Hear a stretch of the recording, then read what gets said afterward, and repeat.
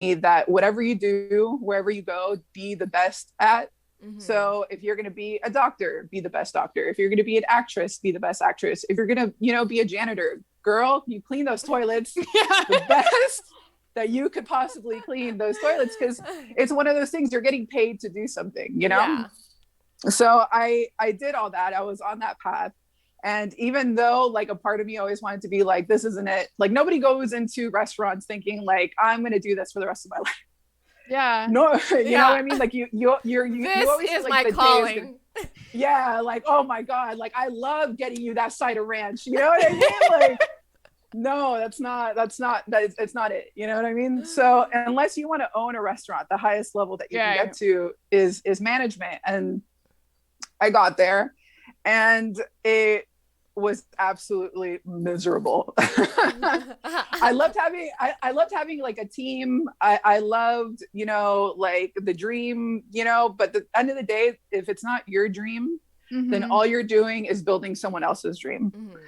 And there is a level of like selling your soul to the devil that comes with that, because then your time isn't yours anymore. And all you're doing is like the motions. Yeah. So I got to that point. I've been very transparent in that I have issues with anxiety and things like that. And I think mostly it was the environment that I was in. But what I was doing, the environment I was in, it wasn't in line with my mental stability Mm-hmm. or my general happiness. Mm-hmm. And at the start of the pandemic and becoming what people were calling like an essential worker, like I was just working at a restaurant. There was nothing Right. in my brain that made me feel like I was essential. You know what I Yeah. mean? And Yeah. because of that, I was like, I was doing something that I wasn't happy doing. I was kind of scared to be out and about and just putting myself into a situation where I felt like people didn't care about me. You know what I mean? They just needed a body there. Right. And Yeah. they didn't care what happened to that body or what was happening to that mind that's connected to that body. I was just, physically there, but not mentally. So it reached a point where I was like, I cannot do this anymore. Like I can't do this anymore. And there's a lot of like fear in that, because if you can't do that anymore, What do you well, do? what the hell do you Right. do? You know Yeah. what I Yeah. mean?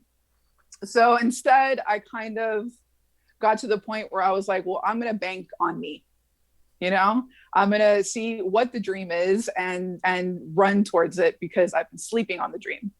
And I found that I always knew that there was like an artist in me. Yeah. I think it's very easy to also say though that if it doesn't come naturally to you, that you're not going to be good at it. Right.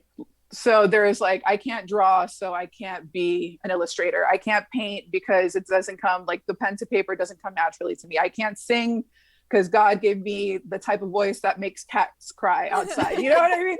But there are things that you can do. I mean, everything comes with practice. Yeah. Everything comes with just having an interest in it and then putting that interest into practice. And then if you fall in love with it, which I was lucky enough to do with clay, I decided, well, this is it, like this is what I Mm-hmm. want to do.